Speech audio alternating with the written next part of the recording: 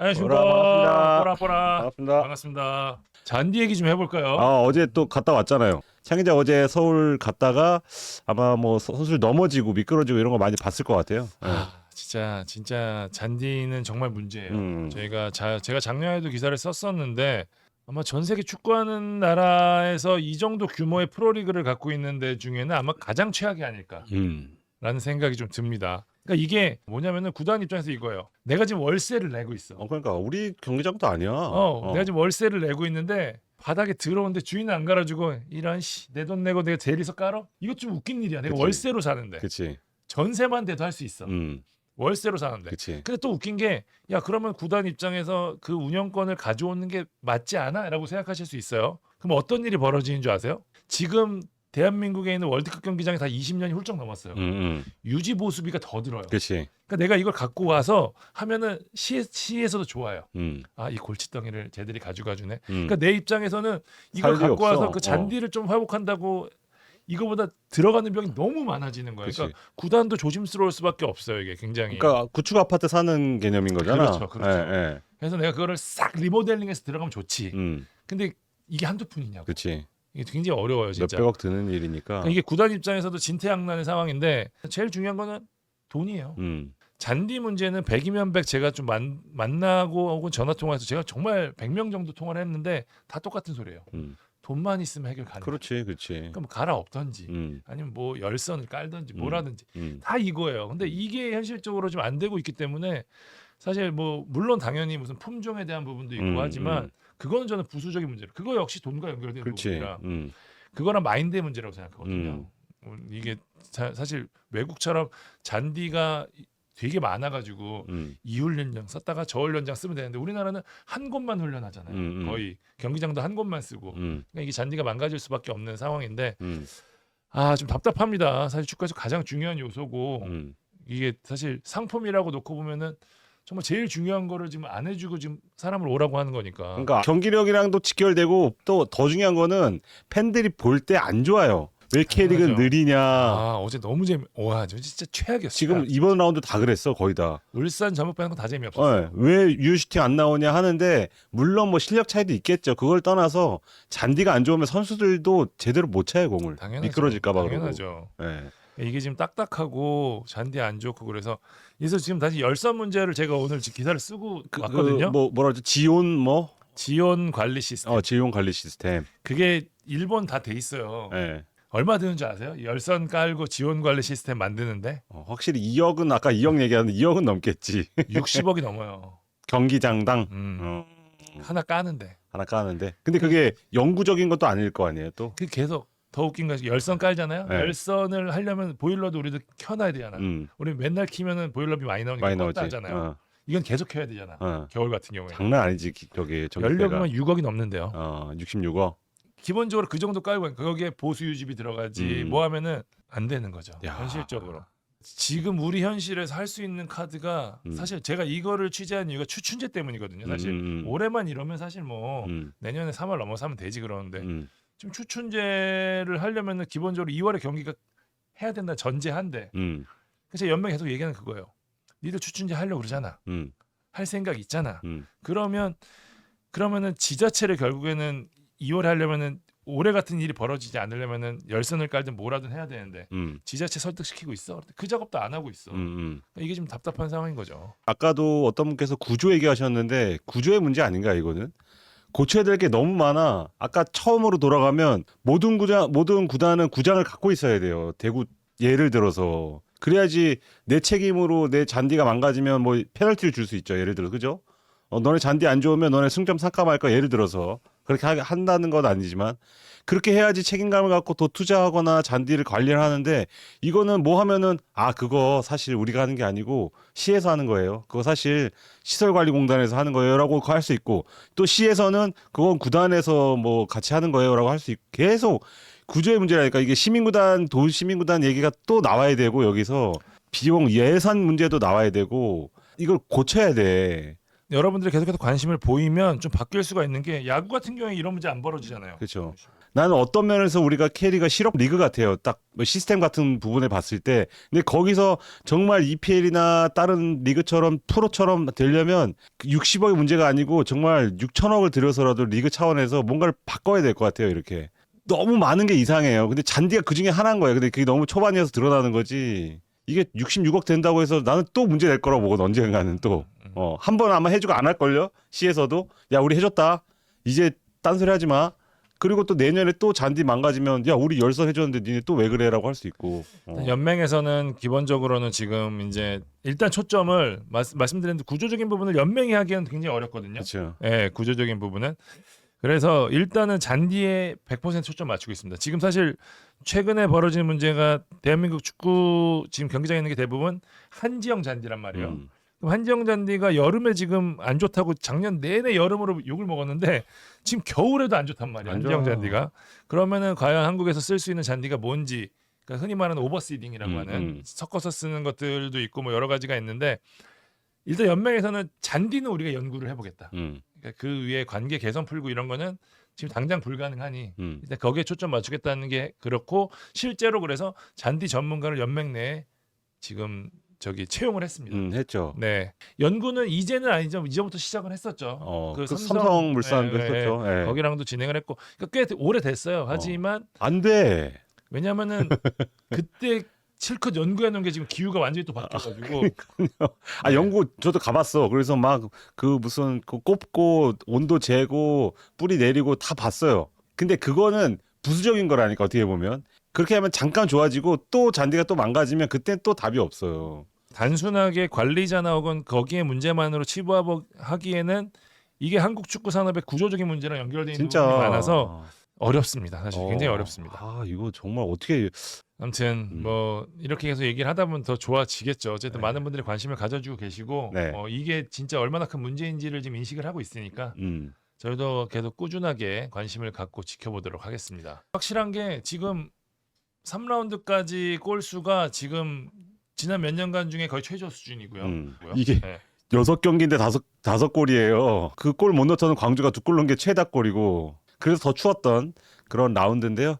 저희가 뭐 잔디 얘기 여기까지 하고 라운드 리뷰를 조금 해보겠습니다. 자, 울산과 전북의 현대가 더비 이번 라운드 들어서 가장 재밌었던 경기부터 시작을 하도록 하겠습니다. 아 근데 왜 질문을 먼저 던지고 싶은 게 보야는 왜 잔디를 안 타는 거지? 여러분 그 얘기한다니까. 스웨덴 출신이라 추운 데서 지금 추춘제를 에이전트들이랑 장난삼아 얘기하거든요. 네. 야, 추춘제 시작하면은 동유럽 추운데 리그 용병들 데리고 와야겠어? 뭐 이런 얘기 하더라고요. 네. 아니 거긴 또 인조 잔디도 많다고 들었고 스웨덴 그쪽 북유럽 쪽은 그래서 그런가 보야니치는 진짜 안 타는 것 같아. 특히 대전에서 더 잘했고 이날 역시도 이날은 보야니치와 라카바의 투맨쇼라고 해도 과언이 아닐 정도에 라카바도 잘하더라고. 일단 경기 초반에는 일단 가장 먼저 보인 건 보야니치보다는 저는 김민혁이었습니다. 김민혁. 김민혁 사실 지금 고승범의 롤을 어떤 한간에는 또 고승범보다 잘한다 그 롤을 그런 평가 있을 정도로 사실 김민혁이 테크니션이잖아요. 예전에 막 성남 때 시즌 초에 그렇죠. 공미 봤었죠. 공미에다가 제로톱도 보고. 제로톱도 보고 공격적으로 유명한 선수인데 지금 거의 살신성인 몸을 바쳐가면서 지금 보야니치의 뒤를 잘 지켜주고 있습니다. 이날도 전방에서 이 전방 압박도 하다가 수비 시에는 또 클리어링도 하면서 전반 초반에 위기를 잘 넘겼고요. 그 다음에 이제 전북 얘기를 전반에 사실 전북은 거의 한 게 없었습니다. 네, 경기를 보신 분들은 알겠지만 기록 찾아보니까 전북이 전반 점유 시간이 거의 한 3년 만인가 거의 제일 적더라고요. 그 정도로 사실 슈팅도 거의 없었고 거의 공도 점유하지 못하고 일방적으로 울산에 밀리는 그런 양상이었습니다. 이게 압박 특히 이 전북이 저는 1, 2차전 때 좋았던 점이 이 뛰는 강도, 인텐시티 같은 부분이 상당히 좀 좋아졌다. 그리고 전방에서 뚝배기도 있고 전북 다 와졌네라고 했는데 오히려 울산이 조금 더 많이 뛰고 조금 더 압박이 더 강하고 그래서 제가 그 평균 연령을 좀 찾아봤어요. 그랬더니 전북이 울산보다 평균 연령이 높았던 게 거의 한 3년 만인가 그렇더라고요. 진짜요? 그런 재밌는 기록을. 근데 그 전까지는 울산이 계속 높았어요. 심지어 작년에는 울산은 어떤 경기에서는 30살이 넘어갔습니다. 현대가 더비에서. 왜냐하면 뭐 알다시피 베테랑들이 많았잖아요, 뭐냐. 그렇죠. 뭐 조현우, 뭐 이청용 이런 선수 선발 나왔을 경우에는 30대가 그냥 평균치였는데 이날 울산은 26살 평균이 확 한 4살 정도가 어려진 거예요, 대충 엄원상 정도 울산은. 예. 그러니까 엄원상 정도가 이제 평균 나이가 된 거야. 근데 전북은 27점 몇 살이었어요. 평균 한 김진규 정도가 이제 전북의 평균 나이였는데 그래서인가 오히려 에너지 레벨은 울산이 훨씬 더 높았다. 그 김판국 감독이 계속해서 강조했었던 축구가 이날 전반에 잘 보여줬던 것 같아요. 위에서 누르고 좀 빠르게 압박하면서 빨리 뛰는 축구, 다이나믹한 축구가 전반에 잘 이루어졌었습니다. 네. 그래서 이제 울산이 점점 기세를 좀 잡아갔고요. 사실 뭐 그래서 패기의 울산, 그리고 경험의 뭐 전북, 관록의 전북, 관록의 전북 요렇게 또 볼 수 있었는데 이 엄원상 특히 전반에도 뭐 이 수비 사이로 공을 빼서 라카바가 이제 1대1 상황 맞이하는 그런 장면도 있었죠. 사실 딱 울산이 홍명보 감독 시절에 가장 잘 보여줬던 그런 빠른 템포의 공격이 조금씩 살아나기 시작했고 보야니치의 왼발 슛이 골대 맞고 나온 걸 윤재석이 헤딩으로 넣는 근데 그 헤딩이 좀 어이없게 빗나가는 그런 장면도 있었습니다. 근데 결국 두드리다가 결국은 보야니치가 골을 넣었는데 그 전에 원더골이었어요. 김판국 감독이 변화를 줬죠. 루빅손을 투입합니다. 그래서 이제 왼쪽에 루빅손 그리고 가운데 이희균까지 투입하면서 그리고 오른쪽에 엄원상 선수 이렇게 좀 변화를 주는데 결국은 루빅손 선수가 공을 잡아서 보야니치가 뒤로 내줬어요. 그래서 보야니치가 이제 빠따 힘으로 때리는데 여기서 보야니치가 잘 찬 거는 뭐 100번 말해도 부족하지 않지만 거기서 전북 그 마크맨이 없었습니다. 너무나 많이 한 5m 거리에 아무도 없을 정도로 전북의 대처가 살짝 아쉬웠다. 사실 뭐 허율 막느랴 뭐 루빅손 막느랴 뭐 정신 없었겠지만 사실 요새 폼으로 봤을 때는 보야니치 중거리 슛도 살짝 그 염두에 뒀어야 되겠거든요. 전반에도 골대에 맞는 장면도 있었고 그 점이 전북으로서 상당히 좀 아쉬웠던.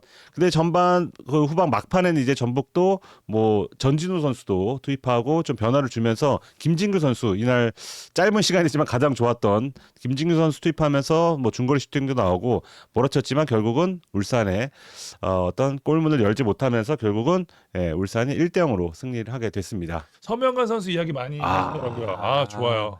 이날도 사실 주민규 지난 라운드 이번 라운드 꼼파뇨 그걸로 거의 이제 시험대에서 통과한 거죠. 서명관 선수는 최근 들어서 좋아진 게 뭐냐면 이 선수 약점 중에 하나가 뭐였냐면 빌드업이었어요. 근데 확실히 그 김영건 튜터링이 잘 되고 있는 게 김영건 선수가 서명관한테 수비로는 별 얘기 안 한대요. 딱 한마디 한대요. 보이는 데다가 자꾸 주려고 하지 마. 한 번 더 생각하고 줘야지 그 다음 스텝까지 가라는 얘기를 하는데 사실 이게 되게 어려운 말이잖아요. 그 형이나 그렇게 하지라고 나오겠는데. 김영건만 되는 일이에요. 나도 그 얘기 똑같은 얘기 있어. 김영건만 되는 일 했더니 어제 그 울산 전북전 게임 보고 오신 분들이 다 그 얘기하더라고. 명건이 빌드업 늘었네 소리 되게 많이 하더라고요. 근데 막판에도 지쳐 보이지가 않아. 네. 사실 이 서명관이 이번 라운드에서도 꼼파뇨와 공중권 9번 싸워갖고 5번 이겼어요. 네. 전북 같은 경우는 확실히 아직까지 본궤도에 100% 오르기 위해서는 조금 더 시간이 필요하다는 게 좀 느껴진 경기가 아니었나라는 생각 드는 게 전북이 어쨌든 계속 지난 몇 경기 동안 큰 틀의 변화 없이 계속 조직력을 다지고 있는 상황이거든요. 근데 이날 그 전까지는 어쨌든 강력한 에너지 레벨을 바탕으로 해서 전북이 좀 빠른 축구 이런 부분들이 좀 보여졌었는데 어쨌든 좀 레벨이 높은 팀을 상대로는 아직까지는 이 축구가 완전히 익지 않았다라는 생각이 좀 드는 경기였습니다. 좀 이승우 선수가 뭐 교체가 된 장면이 뭐 중계화면에 계속 잡히던데 좀 시사하는 바가 있지 않을까 싶어요. 이번 경기가 뭐 특히 이승우나 이영재는 거의 영향력이 없었거든요. 이 경기에서 지금 포획 감독이 원하는 압박에도 적극적으로 관여를 하지 못했고 뭐 연계 또 공격 작업에서도 사실 거의 보여준 게 없기 때문에 미드필더나 이선을 좀 한번 만지지 않을까. 다음 라운드에서는 혹시 뭐 모르겠지만 그런 한번 예상을 해볼 수 있는 그런 경기였습니다. 이영재 선수를 수비가담 때문에 그런 수비가담 측면을 많이 강조한다고요. 그래서 김진규 선수나 안드리고 선수보다는 지금 이영재 선수, 이승우 선수가 워낙 공격적으로 가진 게 많은 선수이기 때문에 좀 그렇게 보고 있는 상황인데 어쨌든 포획 감독은 아직까지 공격을 좀 세밀하게 다채롭게 만드는 과정보다는 일단 수비 안정화가 일단 기본적으로 보여요. 사실 김진규 선수가 막판에 또 중거리 슛도 좋았고 김진규를 조금 더 아마 기용하지 않을까 이렇게 예상해 볼 수 있는 경기였고요. KOM 한번 뽑아봐야 되는데 난 보야니치. 뭐 서명관도 잘했고 뭐 김영건 잘했고 네. 보현치로 하겠습니다. 보현치가 뭐 사실 시즌 첫 골도 첫 골이지만 그 전에 혹시 여러분 강상우한테 패스하는 거 보셨습니까? 측면에서 강상우가 박스 외곽으로 달려가는 거 보고 찔러준 패스 있었거든요. 그게 진짜 그냥 더블라인이었습니다. 완전. 네, 그 각을 보고 슈팅 찬스까지 만들어주는 거 보고 아 미쳤다. 이 선수 진짜 미쳤다는 생각이 들었고요.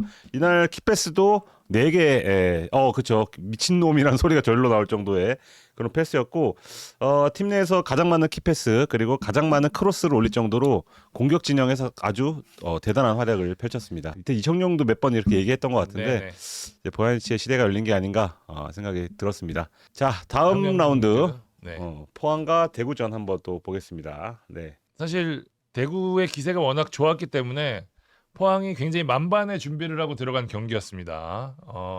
전술적으로 대구가 잘했던 것을 다 막아버렸어요. 그러니까 기본적으로 진을 좀 밑으로 내리고 롱볼로 이제 상대를 괴롭혔고 그다음에 무엇보다 포항 선수들이 어쨌든 이번 경기에 대한 의지가 상당했던 거는 세컨볼을 다 땄어요. 네, 그러니까 포항이 어쨌든 대구가 다음 스텝을 가지 못하는 상황을 다 만들어 놔서 어쨌든 오랜만에 무실점 경기를 하게 됐습니다. 포항이 기본적으로 가장 아쉬웠던 부분은 4경기에서 14골을 냈던 수비였는데 이날은 이동희 선수도 저희가 알던 지난 시즌에 좋았던 이동희를 좀 어느 정도 좀 돌아온 모습이었고 황인재 선수도 그래도 지난 몇 경기들에 비해서는 상당히 좀 안정감을 이제 보였습니다. 포항이 어쨌든 대구를 못하는 것을 막으면서 전체적으로 좀 경기를 주도하고 이길 수 있는 상황이었는데 윤두광님 얘기하신 대로 이길 수 있는 찬스를 좀 놓친 부분이 좀 상당히 좀 컸습니다. 네. 거기서 좀 마무리까지 됐었으면은 첫 승을 신고하고 갈 수 있었는데 어쨌든 좀 아쉬웠던 부분이 좀 많았습니다. 그 가장 아쉬웠던 장면이 이동희가 찔러주고 이태석이 잡아서 그 골키퍼 1대1 득점까지 했는데 그때 잘 보시면요. 신박대모님 3시부터 했습니다. 네. 그 황재원이 발을 싹 빼요. 이태석 공 잡기 그 이동희가 킥하기 전에 교묘하게 오프사이드 트랩을 밟는 장면이 나오거든요. 그래서 결국은 이걸 막은 거는 황재원이다. 만약에 황재원이 멍 때리고 있다가 이태석한테 뚫렸으면 바로 실점할 수 있는 그런 상황이었는데 또 황재원이 숭배해야만 해. 네, 근데 이 얘기를 왜 했냐면 이태석 얘기를 해야 돼요. 완델선이 없으니까 이태석 세상이더라고. 그냥 왼쪽 뭐 측면 공격 갔다가 수비 내려왔다가 이날 특히 공격적으로 굉장히 위협적인 모습을 많이 보여줬습니다. 아마 포항 팬분들도 뭐 한 단계 올라왔어요 지금 최근에. 또 조르지 뭐 답답한 것을 뭐 이태성이 많이 좀 씻어줬다. 이렇게 얘기할 정도로 상당히 공격적으로 앞으로도 좀 그렇게 기용하지 않을까. 개막 후 지금 포항에서 가장 안정적인 경기력을 보여주고 있는 선수는 뭐 여러분들 생각대로 이태석 선수. 그쵸. 포항에서는 정말. 네. 앞으로도 좀 더 공격적으로 기용할 수 있겠다는 생각이 들었고요. 또 인텐시티가 확실히 좀 좋아졌습니다. 제가 기록 보니까요. 강원전 때 태클이 32개였는데 이번 대구전 때 43개로 거의 한 25%? 기록은 만기장이다. 늘었고 특히 볼 획득도 68개에서 93개로 많이 늘었습니다. 네. 아빠의 왼발 정도? 아니. 조르지. 네, 그리고 키패스도 4개에서 8개로 늘었고 슈팅 수도 5개에서 11개로 늘었고 무엇보다 볼 점유 시간이 21분에서 28분까지 늘었어요. 그래서 포항이 확실히 포항다움이 이게 아닌가 이런 생각이 들 정도로 포항은 확실히 좀 대구가 잘하는 축구를 못하게 만드는데 좀 주력을 했고 반대로 대구는 조금 1, 2차전과 좀 달랐습니다. 대구는 확실히 그 전까지는 어쨌든 대구가 어떤 축구로 나올지에 대해 상대가 좀 감을 익히지 못하는 모습이었고 설마 했던 부분이 있었는데 1, 2차전에서 굉장히 좋은 모습 보이면서 3라운드에서는 포항이 좀 작정하고 약간 내렸으니까 확실히 활로를 좀 찾는데 어려움을 겪었던 게 아닌가라는 생각이 좀 들어요. 대구 역시 제가 전북도 마찬가지로 얘기 들었는데 새로운 축구가 아직까지는 설익었다. 그러니까 무엇을 하려는지에 대한 의지는 분명하지만 상대가 대응을 했었을 때 이 축구를 얼마만큼 완성도 있게 만들어가고 완성도 있게 펼치지에 대해서는 아직까지는 좀 시간이 필요하다라는 생각이 좀 들었던 경기였습니다. 대구로서는 상당히 좀 슈팅 수도 뭐 20개, 19개에서 7개까지 줄어들었으니까 잘 안 풀렸다. 세징야 선수도 사실 태클 받고 이런 장면도 많이 보였지만 오히려 공격 쪽에서 많이 안 보였던. 그리고 에드가의 그 슈팅은 사실 좀 아쉽더라고. 세징야가 잘 만들어줬는데 이 형 이제 좀 늙었나? 빠따임이 이게 발에 힘이 안 들어가서 그런지 땅볼로 차는 그런 장면도 대구로서는 상당히 좀 아쉬운 그런 경기였습니다. 뭐 얘기한 대로 경기 후에 지금 태클 관련된 이야기 좀 많긴 했었는데 어쨌든 대구를 상대하는 팀들은 세징야를 그렇게 다룰 수밖에 없어요 지금. 네, 그런 부분들이 대구 팬들 입장에서는 답답하고 그러실 것 같아요. 네. 저 개인적으로 물어보면 조재훈 카드라고 생각합니다. 저는. 네, 퇴장까지는 모르지만 왜냐하면 종아리 쪽으로 태클이 갔기 때문에. 근데 올 시즌 지금 K리그 2는 사실상 약간의 문제가 있긴 한데 K리그 1은 흐름이 명확합니다. 심판들이 가급적 안 불고 몸싸움에 굉장히 좀 간대하게 지금 일괄되게 모든 경기가 이렇게 좀 진행이 되고 있는 상황이고. 자, MOM 한번 KOM 한번 좀 뽑아보면 좋을 것 같습니다. 이거 0대0 경기가 많아서 여러분들이 좀 도와주시면 감사하겠습니다. 그렇습니다. 누구로 여러분들이 할까요? 좀 도와주십시오. 네. 저는 이태석. 오승훈 괜찮았고. 오승훈이 오승훈. 따라 의욕이 맞아. 어. 오승훈으로 하겠습니다. 오승훈 하시죠. 오승훈이 오랜만에 정말 오랜만에 좀 집중하는 모습을 좀 봤기 때문에 빡게 그래 빠치 그렇지 빡겜 오승훈이 돌아왔다. 오승훈으로 MOM을 정하겠습니다. 다음 라운드는 광주와 안양전 보겠습니다. 일단 광주가 2대1로 승리를 했습니다. 일단 스타일이 아주 다르죠. 네, 뭐 프립 때 말씀드렸다시피 뭐 광주는 일단 패스로 좀 풀어가는 스타일이고 안양은 좀 못다의 어떤 높이를 적극적으로 이용하는 팀입니다. 광주는 좀 변화를 줬습니다. 수비진에 일단 안영규와 김진호가 선발해서 돌아왔고요. 이강현 파트너로 신창무 선수가 모처럼 나왔습니다.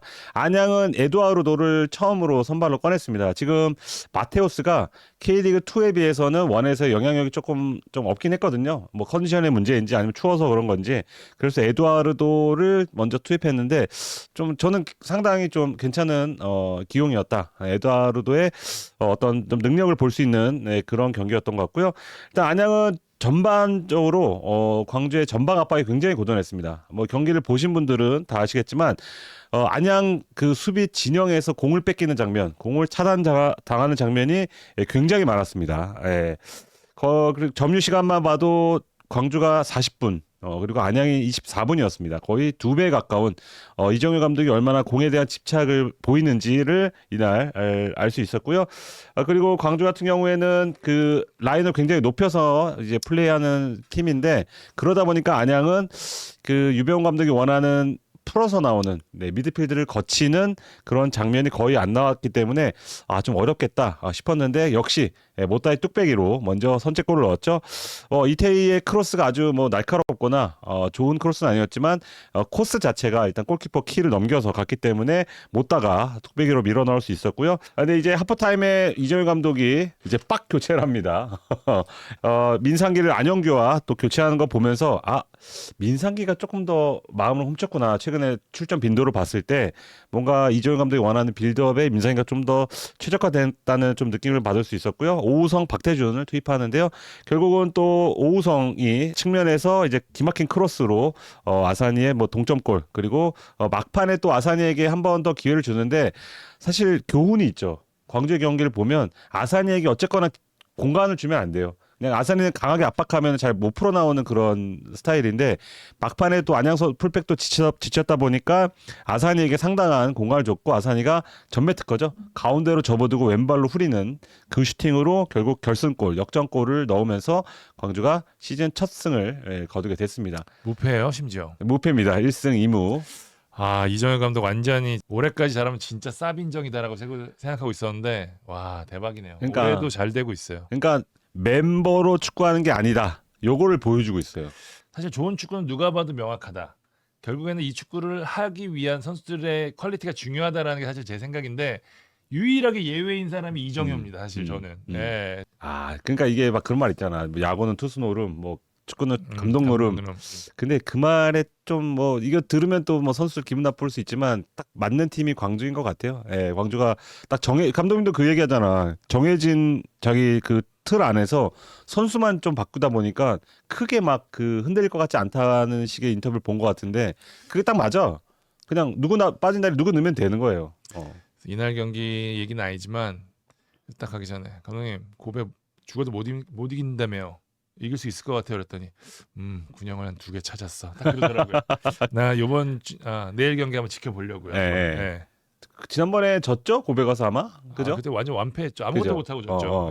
근데 지금 고베가 뭐 초반에 좀 흐름이 안 좋기도 해갖고 한번 기대를 해봐도 좋지 않을까. 지난 몇 년간 굉장히 무서웠던 이유가 그거였거든요. 사실 대부분의 팀들이 주전조와 비주전조의 격차가 좀 큰데 저러지 않은 팀이 두 팀이 있어요. 광주, 그다음 K2는 부천.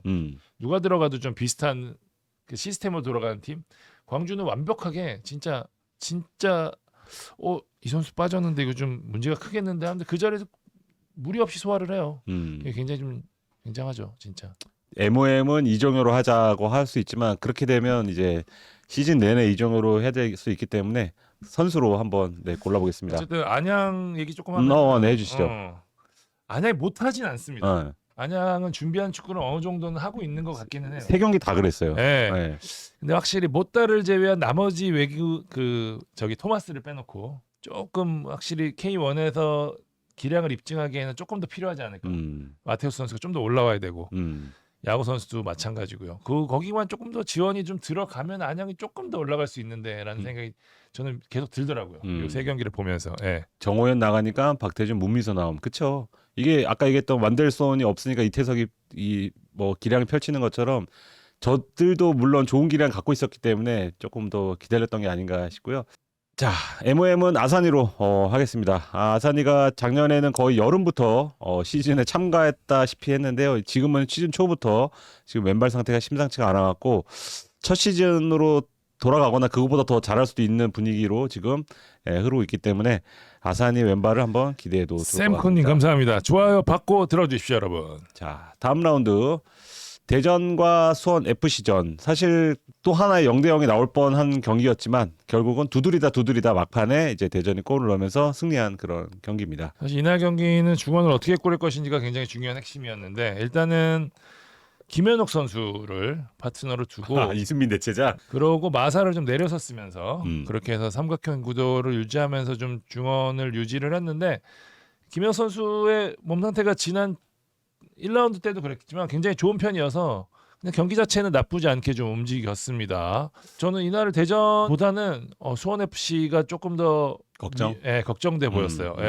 확실히 밸런스는 여전히 나쁘지 않아요. 지금 이날 센터백이 지금 이현용 선수랑 이지솔 선수가 섰단 말이죠. 상당히 좀 구성상으로는 좋지 않았는데 어쨌든 대전의 수비 자체는 공격 자체를 꾸역꾸역 잘 막아내기는 했었거든요. 그런데 역시 앞선에서 좀 해줄 수 있는 부분들이 굉장히 부족해 보입니다. 진짜 안데르손 제외하고는 정말 안습인 경기였습니다. 안습. 그나마 조금 호재라고 하면은 루안 선수가 짧은 시간이었지만 그래도 약간의 클래스를 보여줄 만한 동작들이 좀 있었다. 거기서 조금 어느 정도 되면은 세징야가 마치 라마스를 같이 쓰면서 좀 살아났던 것처럼 안데르 선수가 그렇게 되지 않을까라는 생각도 조금 듭니다. 어쨌든 이날 대전은 지속적으로 두드리다 결국에는 이래서 주민규를 끝까지 둔 거예요. 사실 주민규의 진짜. 경기력 자체는 썩 좋지 않았어요. 이날도 개인적으로는. 그런데 주민규 선수가 역시 한 방 있어요. 그 골 장면 보면 아시겠지만 차야 될 곳에 딱 찼어요. 진짜 굉장히 좋았었습니다. 그걸 근데 누구보다 황선홍 감독이 잘할 거 아니에요. 뭐 주민규 체력 떨어지고 뭐 압박 안 해주고 그런 것도 아마 본인 생각은 있었겠지만 그래도 놔두면은 그래도 득점 확률이 제일 높은 그 확률 싸움이었던 거죠. 결국은 막판에 골을 넣으면서 벌써 몇 골? 3골인가요? 3골이에요. 아, 제가 기사 썼지만 올 시즌 주민규 유효 슈팅 3개입니다. 3샷 3킬. 유효 슈팅 골대만 보내면 무조건 골이에요. 수협점 골 XG가 0.1이에요. 그리고 전체 XG 0.13이었고 대단한 거죠. 넣을 건 넣어주는 거죠. 그치. 그러니까 이 선수가 비싼 거고. 그치. 그러니까 이 선수를 어떻게든 황선홍 감독이 데리고 오려고 노력을 했던 거고.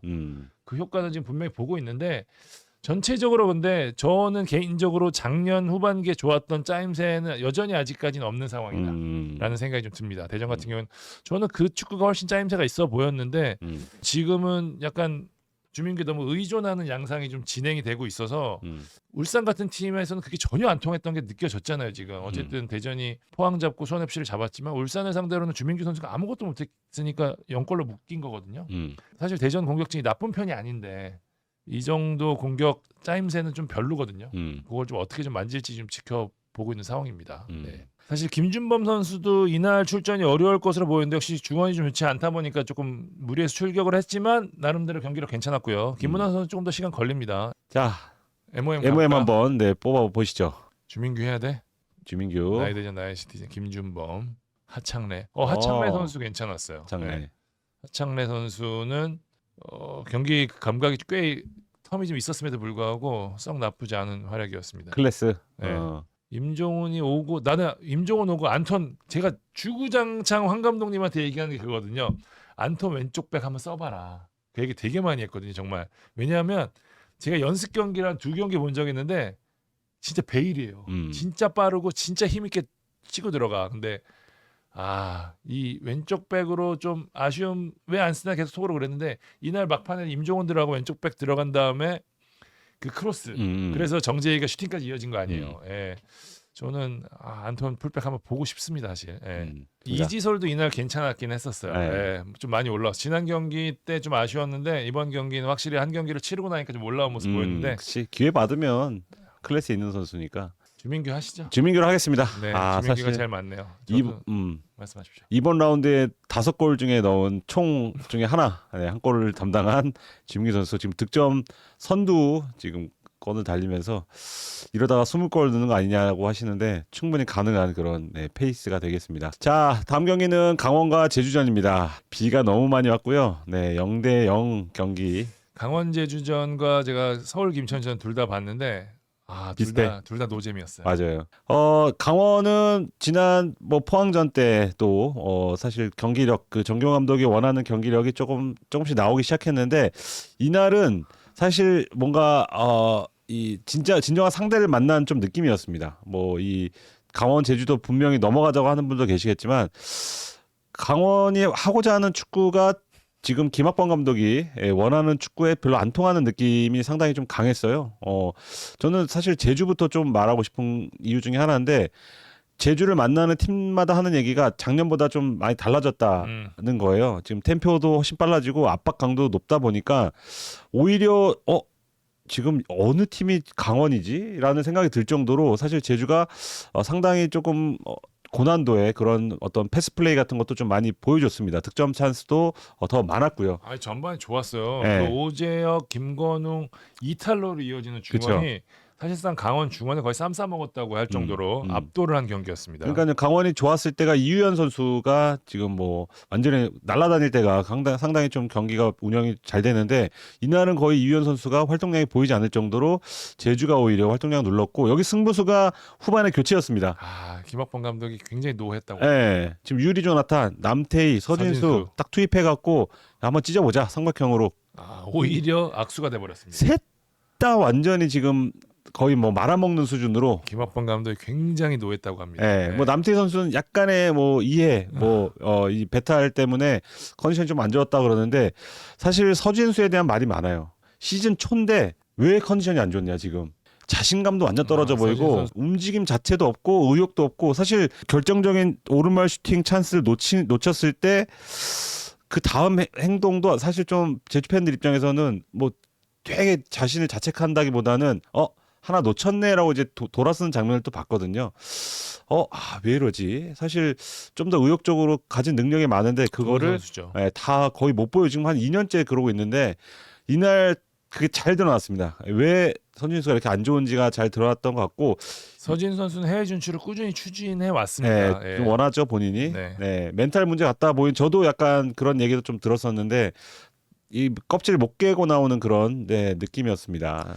어쨌든 전반은 제주의 일방적인 페이스였는데 후반 들어서 어쨌든 강원이 라인을 조금 조정하고 나서 그리고 또 이지호 선수가 좀 공격적으로 좀 되면서 기회를 만들어냈고 시작하자마자 그 찬스 코바체비치 선수 업사이드였죠. 업사이드. 그런 기회들을 만들어내기도 했고 하지만 확실히 작년에 비해서 역동성이 좀 떨어지는 모습이 분명합니다. 지금 어찌됐건 이지호 선수가 상당히 잘해주고 있는데 지금 사실 이지호 선수가 지금 에이스라는 것 자체가 지금 강원이 갖고 있는 이 팀의 전체적인 레벨이 예전 같지 않구나라는 걸 보여주는 대목인데 사실 이지호 선수는 양민혁 선수나 이런 선수들 느낌 비교할 때는 비교해 보면 아시겠지만 좀 차이가 있거든요, 사실.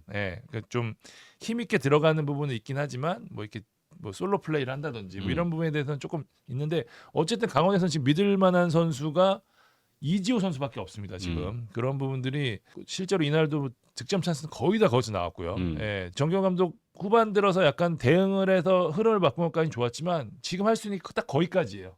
추가적으로 승리를 이어질 수 있게까지 가는 거는 사실 조금 어려운 부분이 있어서 강원이나 제주나 지금 전체적으로 아마 양팀 감독이 굉장히 스트레스를 받지 않을까라는 생각이 듭니다. 거기까지는 만들 수 있는 팀이거든요. 사실. 맞아요. 네. 근데 결국은 마무리의 문제인데 사실 가브리엘 코바치비치는 거의 장민규한테 꽁꽁 묶여갖고 사실 활약을 많이 못했고. 장민규 선수 저 처음으로 제대로 봤는데 괜찮은 선수더라고요. 그러니까 이게 일본에서 왔다 그러면은 편견을 갖잖아요. 발밑이 좋나? 패스 잘하나? 아니에요. 오히려 파이터에 가깝고요. 상대 공격수 굉장히 힘들게 한다고 지금 평가가 있어서 이날 코바치비치도 짜증을 아주 여러 번 부리는 그런 모습도 나와서 장민규를 발견한 게 아마 제주로서는 뭐 그나마 좀 소득이 아닐까. 강원은 지난 시즌보다는 확실히 수비력은 조금 더 올라간 느낌은 좀 있습니다. 안정감이 조금 있고 제주는 역동성이 조금 더 올라간 느낌이 있고 그 부분이 근데 제가 계속해서 오늘 관통하는 키워드 같은데 좀 설익어서 그러기 때문에 서로 더 한 단계를 넘지 못하는 모습이 아닌가라는 생각이 드는데 경기는 참 재미없었습니다. 네. 그 제주는 아까 용병 얘기하셨는데 이제 용병의 활약이 굉장히 중요할 겁니다. 곧 오피셜이 뜰 텐데요. 측면에서 이제 얼마나 해주느냐 제전방에서 이 부족한 득점력을 얼마나 채워주느냐가 좀 포인트인데 한번 보시죠. 네. 유인수 괜찮았던 것 같아요. 유인수. 예, 유인수 괜찮았어요. 본인이 좀 뭔가 보여주려고 강원한테 더 열심히 뛰었다고 그렇게 얘기했고 현장에 있던 분들이 안태현 얘기를 굉장히 좀 많이 해서 이날 라이트백으로 나왔죠. 네, 저는 KOM으로 일단 안태현을 한번 밀어보겠습니다. 저는 이지호 밀겠습니다. 이지호, 네. 강원 이지호, 여러분들은 어떤지. 제주 안태현 나왔습니다. 강준혁도 좋았어. 그러니까 풀백 윙백들이 좋았어. 강준혁, 그러니까 최근 들어 정경호 감독이 강준혁을 지금 공격적으로 활용하고 있거든요. 네. 이날도 왼쪽 날개로 썼는데 맞아요. 어쨌든 이제 공수가 되는 선수이기 때문에 강준혁도 나쁘지 않습니다. 야 이거 외모형 고르기 힘드네 다들. 양민이 없어서 안 봤어요. 유인수 합시다. 유인수로 하겠습니다. 유인수 선수 저희가 뽑아본 적이 있을까? 유인수는 꽤 된 것 같아요. 유인수로 일단 고르겠고요. 아까 강준혁 얘기 나왔으니까 지난 라운드 때 강원 역전한 게 지난 라운드 맞죠? 맞습니다. 그 경기 이제 대표팀 코치가 보러 왔는데 강준혁 얘기를 상당히 좀 좋게 보고 왔다. 이런 썰이 있습니다, 여러분. 그래서 지금 뭐 여기저기서 이제 코치가 누구 좋게 봤다 이제 슬슬 이제 대표팀 명단을 이제 곧 발표하니까 나오는데요. 강준혁도 아마 조금 리스트에는 이제 들어가지 않을까. 뭐 23인, 26인은 모르겠지만 상당히 좀 높게 평가한 것으로 알고 있습니다. 자, 마지막 경기입니다. 네, 창 기자가 다녀온 서울과 김천전. 아직 추워요. 아직 추워. 정말. 사실 제가 가는 건데 제가 이제 왜 조모상을 당해갖고 창 기자가 대신 갔는데 나는 경기 보면서 졸라 미안한데 왜냐면 막 3대2 나오고 이러면은 기사 쓸 맛도 나오고 그러는데 또 0대0 나왔으니까. 너무 추운데다가 쓸 것도 없지. 사실 나는 잔디 문제 이런 거 쓰는 거 되게 싫어하거든요. 경기는 경기로 쓰고 싶은데 경기 쓸 게 없어 진짜. 근데 이날 눈에 띄는 거는 사실 라인업이 달랐던 거. 그러니까 사실 다 조용욱 톱에 정승원 오른쪽 가는 줄 알았는데 이승모 제로 톱에 정승원이 중앙으로 갔고 조용욱이 우윙으로 갔던 게 굉장히 눈에 띄는 변화였는데 그 변화 포인트는 두 가지였습니다. 첫 번째는 이동경 잡으러 갔죠. 그러니까 김기동 감독이랑 경기 사전전에 얘기할 때도 계속 얘기했던 게 이동경 어떻게 잡느냐. 사실 지금 K리그에서 제일 폼이 좋은 선수라고 하면 이동경 맞잖아요. 지금 1등이라고 봐야 되는데 이동경 어떻게 잡을까 했는데 정승원 카드로 잘 잡았습니다. 이동경 선수가 이날 슈팅을 한 개도 날리지 못했어요. 정승원이 잘 알죠 이동경을. 네. 정승원 선수가 사실 저 개인적으로는 본인은 중앙을 좋아한다고 하는데 저는 사실 정승원 선수의 100%를 쓰는 자리는 아니라고 생각해요. 측면이지. 왜냐하면 전개력이 썩 좋은 선수는 아니에요. 맞아요. 근데 확실히 롤을 주니까 사실 강태 같은 롤을 주니까 잘했고 정승원이 있으니까 이날 후반전에 기성용 선수가 들어와서 공격적인 패스를 상당히 좀 많이 해줬었거든요. 그런 부분들이 좀 잘 됐는데 득점까지 마무리되기에는 되게 어려웠습니다. 양 팀 모두 골로 연결되는 장면까지 되는 패스도 없었고 맞아요. 사실 후반에 문선민 들어왔을 때만 좀 약간 번쩍했는데 문선민 선수도 마무리에 상당히 어려움을 겪고 있는 선수고 그래서 결국에는 둑스까지 투입이 됐음에도 불구하고 사실 김천 역시 중앙 수비 상당히 탄탄합니다. 박승옥, 박찬용 선수를 뚫기에는 좀 어려웠던 상황이 아니었나 싶습니다. MOM은 잔디라고 지금 링가드 선수가 아마 잔디에 걸려서 다칠 뻔했죠. 다칠 뻔한 장면도 이제 영상에 찍혔고 온통 인터뷰는 다 잔디더라고요. 김진수한테도 잔디 물어보고 정승원한테 잔디 물어보고 문선민 아예 방송 인터뷰까지 하고 그 정도로 이슈가 아무래도 좀 월요일에 이 경기밖에 없었고 그리고 또 서울 월드컵 경기장이다 보니까 많이 갔어요 기자들이. 예, 그러다 보니까 아 잔디 안 되겠다. 근데 또 창 기자도 초반에 얘기했지만 기록 찾아보니까 골도 제일 적네요. 한 5년 사이에. 그리고 3라운드까지 그러다 보니까 자연스럽게 잔디랑 좀 연결이 됐던 것 같습니다. 굉장히 기대했던 경기였고 김천이 보시면 아시겠지만 전북이랑 할 때 되게 재밌게 게임을 했거든요. 서울도 지난 경기를 통해서 좀 올라오는 모습이라 이날 좀 재밌는 난타전 링가드 대 이동경 얼마나 웅장해지는 대결입니까? 근데 그럼에도 불구하고 소문난 잔치 정말 먹을 거 없었던 경기를 보고 기자석에 있던 저희 모두 다 와 계속 이러면서 봤거든요.